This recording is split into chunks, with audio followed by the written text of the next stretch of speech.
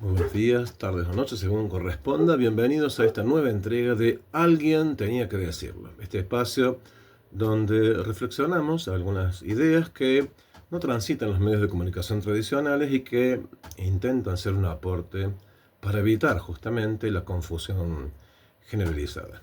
Estamos en vísperas de un año electoral, ya lo sabemos.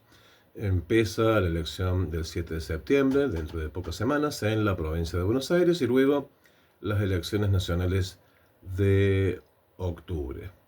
Como habíamos dicho en entregas anteriores, hay un segmento muy importante de la población que no está representada en el sentido de que nadie les habla, en estos 2 años nadie le habló.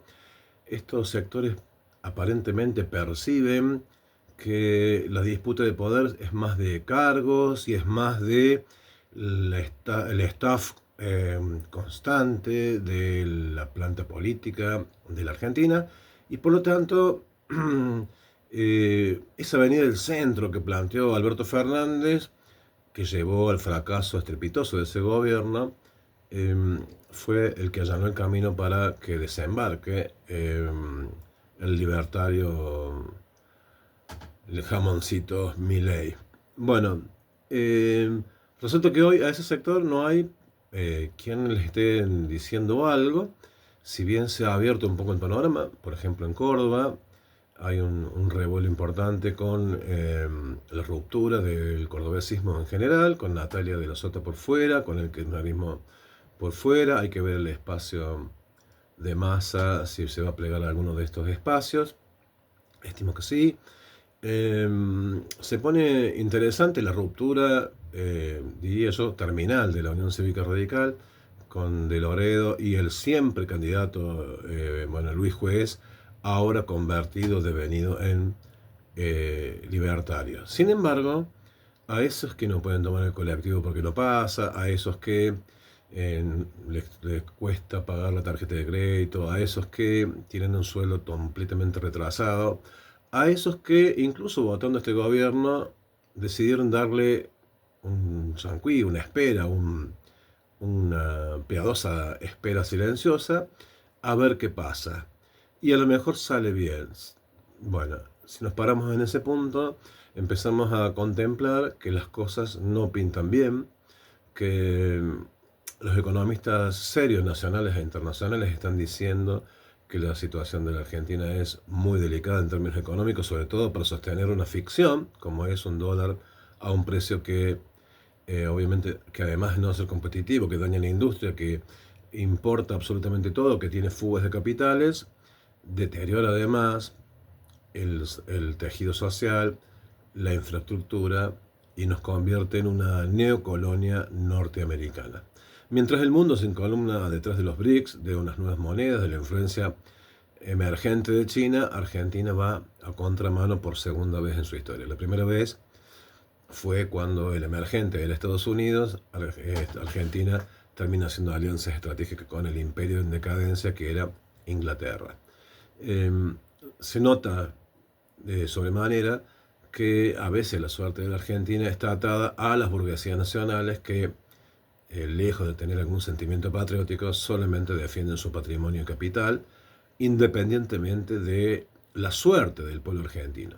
Es un daño que hay que coser, que hay que reparar, que hay que tiene que estar presente la reconstrucción de la identidad, la reconstrucción del sentido patria, esta creciente balcanización de los territorios por intereses puntuales de gobernadores que va camino a desmembrar. La intención del flamante nominado a embajador norteamericano en estas tierras, que dice que va a ir provincia por provincia tratando de hacer negocios para los Estados Unidos. O sea, nos proponen la división de la Argentina en pequeños estados a conveniencia de los dirigentes de turno. Entonces creo que estamos en una etapa que habría que reconsiderar la reconstrucción del sentido nacional, del sentido patria, legislar sobre la influencia de Internet como nuevo canal alternativo, y con parámetros parecidos a la de la vida cotidiana. Si yo voy por la calle, hay cosas que puedo hacer y que no, porque están penadas moralmente o están penadas legalmente. Y en Internet no parece ser que haya una legislación ni moral, ni ética, y penal apenas algunos esbozos con un retraso de 20 años desde el acceso masivo a este recurso de comunicación. Y si lo plasmamos en punto de escuela, bueno, sabemos que nos han copiado, que el gobierno de la provincia ha copiado lo más que pudo el modelo de Finlandia, pero en Finlandia los profesores están muy bien pagos, no como en la Argentina, tienen una carga horaria menor, tienen menos meses de clase y además requieren de títulos universitarios muy específicos.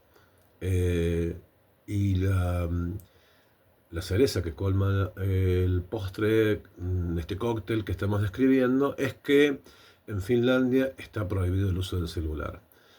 Como docente en un barrio urbano marginal, un barrio ciudad, de la provincia de Córdoba, veo cómo el peligro de la ludopatía, del ciber, del grooming, del acoso escolar, de la distracción en general, de la falta de tolerancia a, a la frustración, porque el celular lo que ofrece permanentemente es un placer, una demanda inmediata en lo que uno quiere, y los tiempos escolares son más lentos, que requieren de paciencia, de hacer un tránsito y un recorrido que hoy los estudiantes perciben y dicen como que es como aburrido. Entonces el docente no le queda la alternativa que convertirse en un payaso o, bueno, tratar de generar pensamiento crítico. Hoy los dispositivos, respecto de antes un profesor tenía que llevar toda la información al aula, hoy la información está. Entonces el rol del docente para una sociedad mejor tiene que ver con enseñar a pensar y enseñar a jerarquizar la información, las fuentes, dónde buscarla, qué fuentes son más confiables que otras. Me parece que ese debate hay que darlo dentro de las escuelas y dentro de la sociedad. Estamos viendo chicos más violentos por intolerancia a la frustración, vienen de sus casas con el hiperabuso del dispositivo tecnológico, y la manera de erradicarlo sería con una inversión del gobierno de la provincia en pantallas táctiles dentro de cada aula, el reemplazo del pizarrón, cosa que vemos absolutamente improbable luego de haber apoyado sistemáticamente la motosierra de Milei. Difícilmente hagan una inversión de esa naturaleza para mejorar la educación. Entonces, confíen en los dispositivos celulares de los alumnos, y en ese punto estamos como en una trampa donde el único recurso disponible para acceder a esto, hay algunas escuelas que tienen computadoras, pero la mayoría no las tiene. El único dispositivo que uno tiene presente es el que aporta cada uno de los alumnos, que genera también una desigualdad, porque no todos acceden a un celular, sobre todo en lugares urbanos periféricos de las ciudades y, bueno, y de la provincia. ¿Qué tiene que ver toda esta cuestión? Bueno, que si la educación no hubiese fallado, la política tampoco hubiese fallado. Si la educación hubiese enseñado verdaderamente a pensar, tipos como Milei no serían presidentes, por ejemplo. Entonces, lo pienso desde la política, pero también lo pienso desde la docencia. Y como sociedad, bueno, hay que ver también qué le sucede a esos padres que, en vez de acompañar la trayectoria de sus hijos en general, lo llevan a una escuela para que sea una especie de depósito por una cantidad de horas que le permita ir a trabajar. Son debates que hay que pensar, hay que darlos, y obviamente que no es en todos lados igual. Hay lugares donde la educación transita, corre. Ya lo dijimos en una de las entregas, algunos plantean que la educación privada es mejor que la pública. Bueno, tienen muy poca tolerancia a recibir personas con discapacidad, tienen poca tolerancia a recibir a personas con algún grado de dificultad. Entonces todas estas dificultades, que cada vez son mayores o hiperdiagnósticos, van a parar a la escuela pública, y entonces los docentes con 40 alumnos tienen que atender 10 chicos que tienen algún grado de dificultad y tratar de dar educación de calidad en esas condiciones absolutamente mal pagos, muy mal reconocidos y con sobrecarga laboral.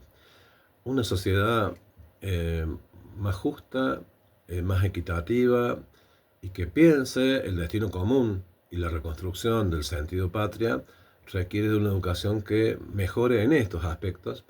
Y el segundo, que también tiene que ver con la educación, es la democratización del acceso a la información. Hoy sabemos claramente que los voceros del gobierno de turno, en este caso de Javier Milei, están enquistados en los programas y en los canales de televisión pertenecientes a grupos económicos que reciben dádivas del gobierno para decir algunas cosas y ocultar otras. O parafrasear lo que dice y piensa el presidente o su querido perro. Eh, Democratizar ese acceso y mejorar la educación es el camino que se me ocurre, debería estar inserto en los discursos de quienes aspiran a suceder a Milei con un gobierno más justo, con un reparto del ingreso per cápita más eh, también equitativo. Y por último, dejo la reflexión que si la deuda externa en el periodo de Macri con Toto Caputo y ahora en el periodo de Milei, que son más de 60.000 millones de dólares, fue utilizado como objetivos políticos de Estados Unidos, bueno, si ese riesgo lo tomó Estados Unidos, que la deuda la paguen los Estados Unidos. Hasta la próxima.